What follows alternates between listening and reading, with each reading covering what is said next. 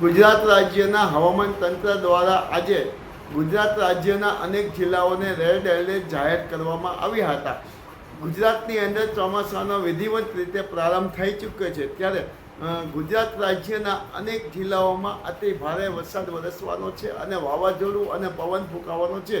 ત્યારે ગુજરાત રાજ્યના હવામાન તંત્ર દ્વારા જેની આગાહી કરવામાં આવી છે, આની જાણ રાજ્ય સરકારને અને ગુજરાત રાજ્યના તમામ જિલ્લાના કલેક્ટરોને રેડ એલર્ટની જાહેરાત કરવામાં આવી છે અને સૂચના પણ આવી છે અને તાકીદ રહેવાની પણ સૂચના કરાઈ છે.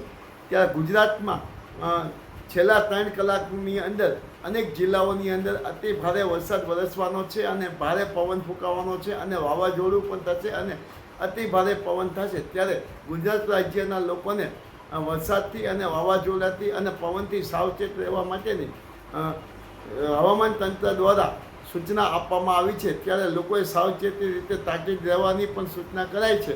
ત્યારે રાજ્ય સરકાર દ્વારા હવામાન તંત્રએ જે આપેલી સૂચનાના અનુસંધાને ગુજરાત રાજ્યના અનેક જિલ્લાઓ જે રેડ એલર્ટ જાહેર કર્યા છે, તેને તાકીદ રહેવા માટે જિલ્લાના જવાબદાર અધિકારીને સૂચના કરવામાં આવી છે.